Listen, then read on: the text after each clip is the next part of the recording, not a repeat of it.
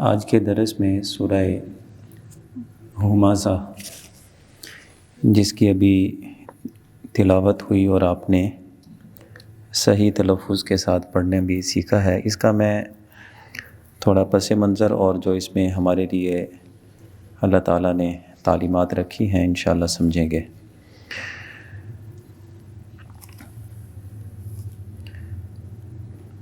مکی زندگی میں کفار اور جو مشرکین تھے، جن میں خاص طور پہ اخنس نام کا شخص تھا، امیہ ابن خلف، ولید بن مغیرہ، ان لوگوں کا کام تھا کہ حضور صلی اللہ علیہ وسلم اور حضور کے صحابہ کرام کے بارے میں غلط باتیں منسوب کرتے، اور جو غلام لوگ تھے یا مالی لحاظ سے وہ خوشحال لوگ نہیں تھے، ان کو طعنے دیا کرتے۔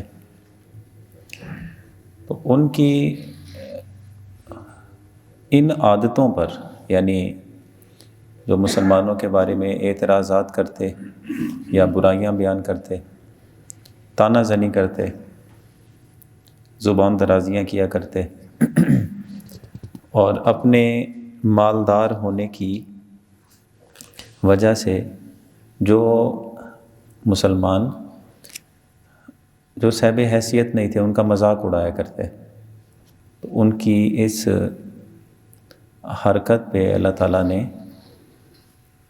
بطور وعید یہ صورت نازل فرمائی، اور اس میں پیغام یہ دیا کہ وہ جو کفار اور مشرکین کی عادتیں ہیں جن پہ اللہ تعالیٰ نے ان کی مذمت میں یہ صورت نازل فرمائی، پیغام یہ دیا کہ اب قیامت تک جو بندہ بھی وہ عادتیں جو کفار اور مشرکین کی تھیں وہ اپنائے تو جو انجام ان کا ہے وہی انجام پھر ان عادتوں کے حامل شخص کا ہوگا۔ دیکھیے کیا ہے اس میں، وَيْلٌ لِّكُلِّ ہُمَزَةٍ لُمَزَةٍ، ویل دوزخ کی جو کیفیت ہے یا دوزخ کے نام ہیں، اس کے درجوں کے لحاظ سے دوزخ کا ایک نام ویل بھی ہے، یعنی اس کی بہت بھیانک جو ایک وادی ہے یا جگہ ہے اس کو ویل کہتے ہیں۔ تو فرمایا کہ ویل یعنی دوزخ کا وہ درجہ ہر اس شخص کے لیے ہے جو ہمازہ لومازہ، ہمازہ کہتے ہیں ایک آدمی موجود نہیں ہے، اس کے پیٹھ پیچھے اس کی برائیاں بیان کرنا، اور لومازہ کہتے ہیں کہ ایسا آدمی جو موقع پہ موجود ہے اس کے منہ پہ برائیاں بیان کرنا، جیسے مذاق وغیرہ کرنے کی عادت ہوتی ہے۔ اچھا، بعض علماء نے اس کا الٹ معنی بھی بیان کیا کہ ہمازہ کا مطلب ہوتا ہے کسی کے منہ پہ اس کی برائیاں بیان کرنا، جیسے طعنہ دیا جاتا ہے، یا کسی کمزور شخص کو اس کے منہ پہ کہا جاتا ہے ہاں جی تو کر لے جو کرنا ہے کر۔ اور لومازہ کہتے ہیں کسی کی غیبت کرنا، وہ موجود نہیں ہے اب اس کی برائی بیان کرنا۔ لیکن دونوں چیزیں سمجھ آ گئیں کہ کسی کے منہ پہ طعنے دینا، مذاق کرنا، اسے اذیت دینا، یا اس کی غیر موجودگی میں اس کی برائیاں بیان کرنا، ان دونوں قسم کے جو اعمال ہیں جس بندے کے اندر بھی پائے جائیں، فرمایا اس کے لیے ویل ہے، یعنی دوزخ کی وہ جو وادی ہے یا دوزخ کا وہ درجہ ہے جو بہت ہی بھیانک ہے، یہ اس بندے کے لیے ہے۔ اور ویل کا ایک لفظ معنی یہ بھی بتایا گیا کہ اس کا معنی ہوتا ہے خرابی، خرابی ہے اس بندے کے لیے۔ خرابی کیا ہوگی کہ جس بندے میں یہ والی عادتیں پائی جائیں زبان درازی کی، یعنی دوسرے بندے کی غیر موجودگی میں اس کی برائیاں کرنا یا منہ پہ تانے دینا، اس کے لیے خرابی ہے۔ خرابی کیا ہے؟ میں بھی عرض کروں گا، کچھ صورتیں ایسی ہیں کہ بندہ اگر کسی کی غیبت بیان کرتا ہے نا، غیبت کرتا ہے کسی کی، کچھ صورتیں ایسی ہیں وہ بندے کو کافر بنا دیتی ہیں۔ اب یہ بہت بڑی خرابی ہے۔ کچھ عادتیں غیبت کے متعلق، کچھ صورتیں ایسی ہیں کہ بندہ رہتا مسلمان ہی ہے، لیکن قیامت کے دن یا تو اس کا ازالہ کرنے کے لیے، جو اس نے یہ برائی اختیار کی، اس کا ازالہ کرنے کے لیے اب کیا ہوگا، یا تو اپنی نیکیاں اٹھا کے دوسرے کو دینی پڑیں گی، یا دوسرے کے گناہ اٹھا کے اپنے نامہ اعمال میں رکھنے پڑیں گے۔ یہ بھی خرابی ہے۔ تو یہ خرابی بیان کی کہ جو شخص دوسرے کی عدم موجودگی میں اس کی برائیاں بیان کرے، منہ پہ تانے دے، ہر اس شخص کے لیے خرابی ہے۔ اور اگلی آیت مبارکہ میں ارشاد فرمایا الذی جمع مالا وعددا، وہ شخص جو مال دولت جمع کر کر کے رکھے اور اسے گنتی روزانہ گنتی کرے، کتنا جڑ گیا۔ اگر کوئی اس میں سے خرچ ہو جائے تو اس پہ وہ صدمے میں چلا جاتا ہے، افسوس کرتا ہے یار خرچ ہو گیا، کٹ گیا۔ تو یہ ہم نے جس وقت سورہ تکاثر سمجھی تھی، اس میں یہ بات سمجھی تھی کہ مال دولت جو اکٹھا کرنا ہوتا ہے نا، ہر وقت یہ مذموم نہیں ہے۔ کچھ صورتیں ایسی بھی ہوتی ہیں جہاں پہ مال دولت اکٹھا کرنا اس بندے کے لیے فائدہ مند ہوتا ہے، اللہ بھی اس سے راضی ہوتا ہے۔ اس کی باتیں میں نے عرض کی تھیں کہ محتاجی سے بچنے کے لیے بندہ 2 پیسے جوڑ کے رکھے، اچھی بات ہے۔ اپنے بیوی بچیاں خاندان کے لیے ضروریات پوری کرنے کے لیے بندہ پیسہ تیلا اکٹھا کرتا ہے، ٹھیک ہے۔ حج یا عمرے کی سعادت حاصل کرنا چاہتا ہے، پیسے اکٹھا کرتا ہے، ٹھیک ہے۔ لیکن مذمت کس چیز کی یہاں بھی ہو رہی ہے؟ ویل، یعنی خرابی ہے اس شخص کے لیے بھی جس نے مال جمع کر کے رکھا، وعددا، اور گن کے رکھا۔ یہ کون سا شخص ہے؟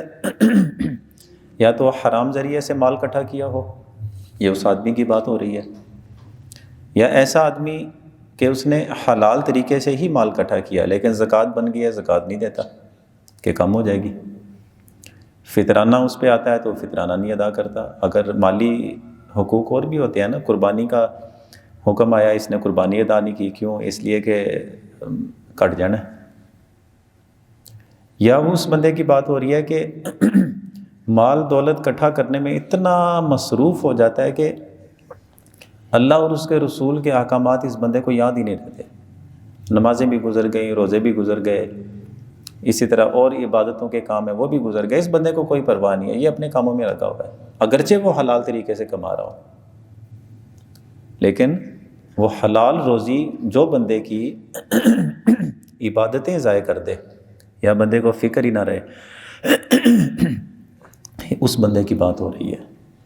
یا ہم یہ کہہ سکتے ہیں کہ ایسا مال دولت کسی بندے کے پاس ہے، بندہ اتنا اعتماد کرتا ہے اس مال دولت پہ کہ اللہ کی ذات پہ بھروسہ نہیں رہتا بندے کا۔ وہ کہتا ہے کہ مجھ پہ کوئی بھی مشکل آ گئی، میرے پاس ہے نا، تو میرے پاس ہے، میرا مال مجھے بچا لے گا۔ تو اگلی آیت کریمہ میں پھر فرمایا کہ یحسب ان مالہ اخلد، اس بندے نے یہ گمان کیا کہ اس کا مال اس کو ہمیشہ زندہ رکھے گا، کبھی مرنے نہیں دے گا۔ کچھ لوگوں کی یہ والی عادتیں بھی بنی ہوتی ہیں، موت کا انکار نہیں ہوتا لیکن اپنے مال دولت پہ اتنا اعتماد ہوتا ہے، وہ بندہ سمجھتا ہے کہ اے ہے نا میرے کو، مینوں کادی محتاجی ہے، یعنی اس قدر وہ بندہ غفلت میں چلا جاتا ہے کہ حتیٰ کہ وہ اس کو مرنا یاد ہی نہیں رہتا۔ یہ 3 بدعمالیاں لوگوں کی بتائیں۔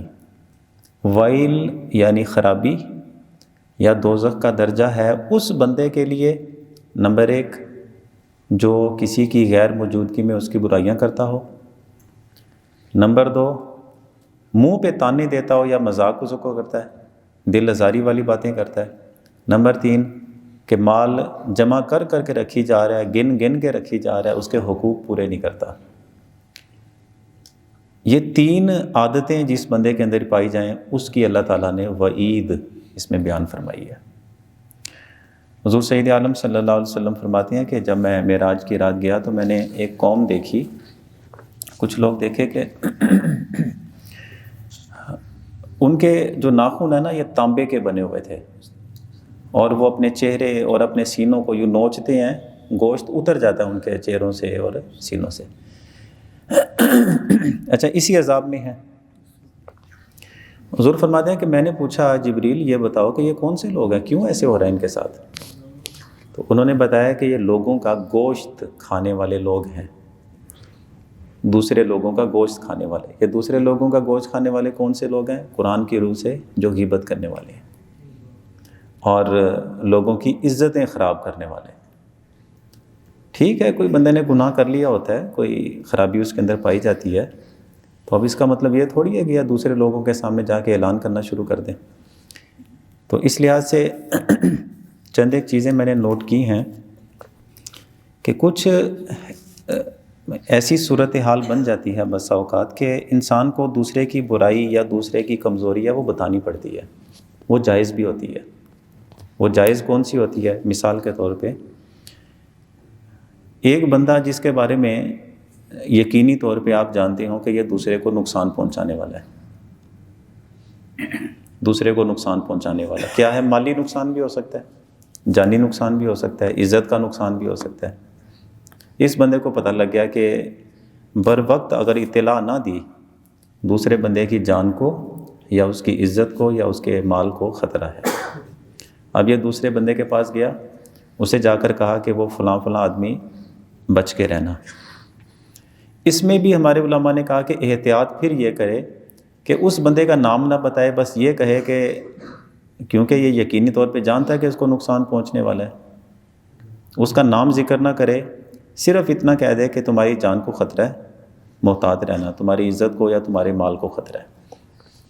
اور اگر وہ انسان غفلت کر جائے گا تو اس کا نام بتا کے بھی اگر کہہ دیا جائے کہ فلاں سے بچ کے رہنا، تو یہ برائی تو ہے نا، دوسرے کی برائی تو بیان کر دی، لیکن یہ جو برائی بیان کرنا ہے یہ وہ والی جس کی مذمت آ رہی ہے نا، یہ وہ برائی نہیں ہے۔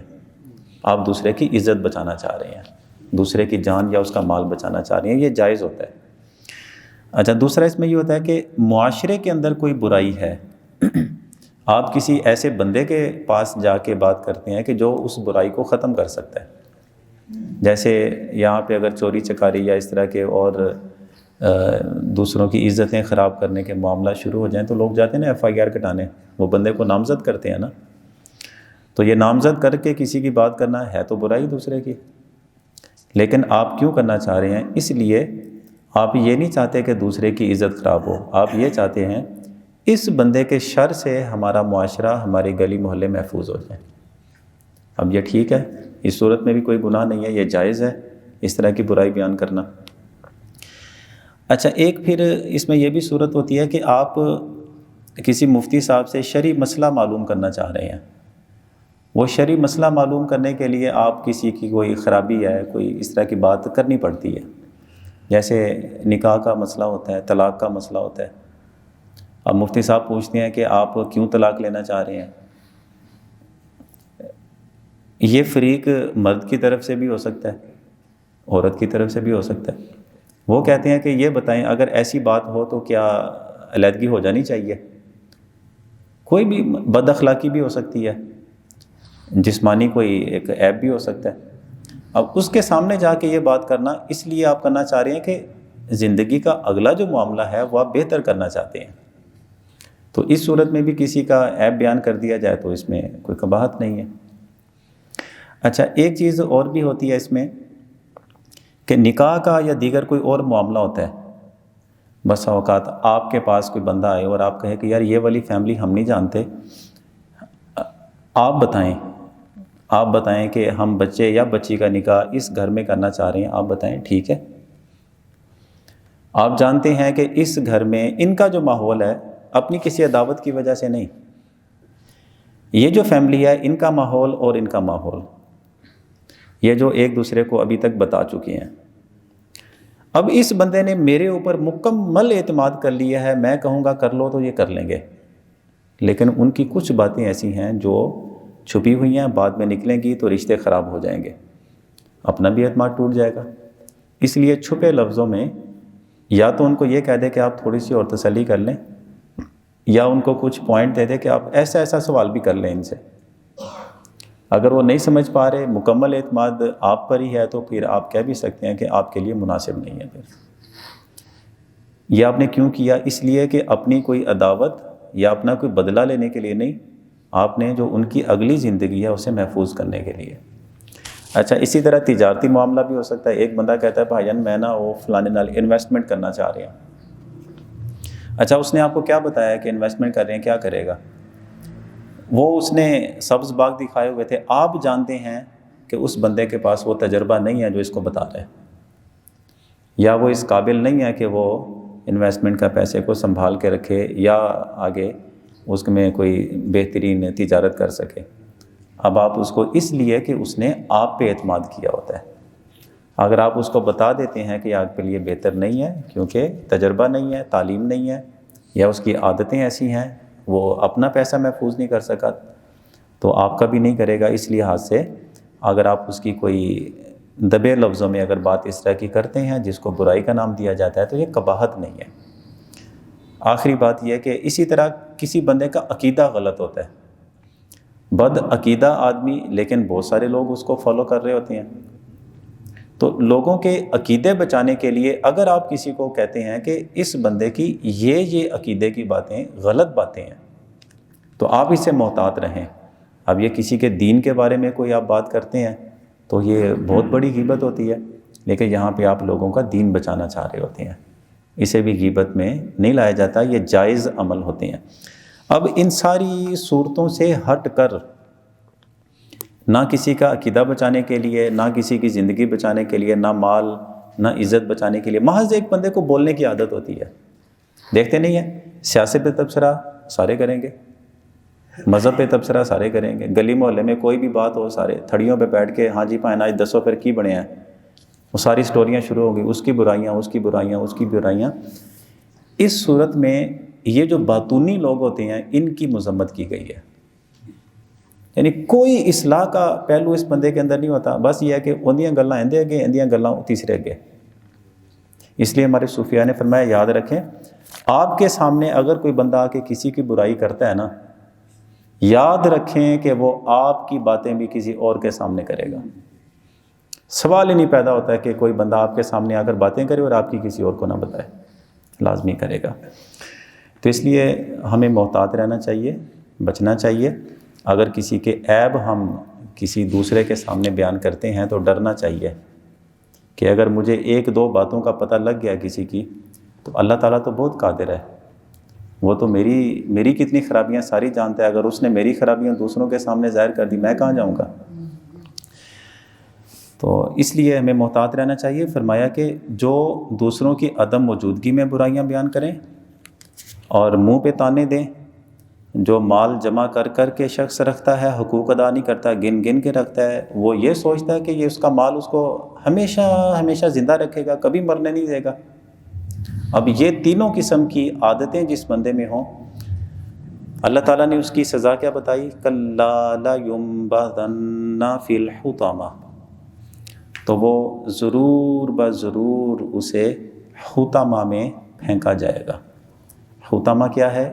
ایسی بھڑکتی ہوئی آگ ہے، ایسی بھڑکتی ہوئی آگ ہے، جب اس میں کسی شخص کو پھینکا جائے گا جلا کے اسے ریزہ ریزہ کر دے گی، ہڈیاں پسلیاں ہر چیز ختم کر دے گی۔ یہ دوزخ کے ناموں میں سے ایک نام ہے۔ وَمَا أَدْرَاكَ مَا الْحُطَمَةُ، تم کیا جانو کہ حطمہ کیا ہے؟ نار اللہ، وہ اللہ کی آگ ہے، الموقدہ، بھڑکتی ہوئی آگ ہے جو اللہ نے پیدا کی ہے۔ اس کے بارے میں بتایا جاتا ہے کہ جہنم کی آگ کو 1000 سال جب بھڑکایا گیا، 1000 سال، تو اس کا رنگ سرخ ہو گیا۔ اب اس سرخ ہونے کے بعد پھر اس سرخ رنگ کی آگ کو اگلے پھر 1000 سال بھڑکایا گیا تو وہ سفید ہو گئی۔ پھر اس سفید آگ کو 1000 سال بھڑکایا گیا تو وہ سیاہ ہو گئی. تو یہ اس سیاہ آگ کی بات ہو رہی ہے. وہ اللہ کی بھڑکائی ہوئی آگ ہے. اللاتی تطلع علی الافئدہ، وہ دلوں پہ چڑھے گی. دلوں پہ اس لیے کہ یہ دل اصل مرکز ہوتا ہے نا. عقیدہ اچھا ہے برا ہے یہاں تو سنبھل کے رہے گا نا. انسان ظاہر میں تو بہت اچھے اعمال کر لے گا لیکن قیامت کے دن دل کے فیصلے ہوں گے. وہ آگ دل کو چڑھے گی. انہا علیہم مؤصدہ، بے شک وہ آگ ان پر بند کر دی جائے گی. فی عمد ممددہ، لمبے لمبے ستونوں میں. ستون اس کے یوں ہم آسان لفظوں میں سمجھ لیں کہ ستون بنایا جاتا ہے نا، اس میں کھڑکی دروازہ نہیں ہوتا. وہ لمبائی میں سارا ایک جیسی شیپ میں بنایا جاتا ہے. اب ان لوگوں کے ہاتھ پاؤں باندھ کے اس کے اندر ڈال دیا جائے گا ستون میں، اور وہاں پہ آگ بھڑکا دی جائے گی. نہ کوئی نکلنے کا راستہ، نہ کوئی بھاگنے کی جگہ.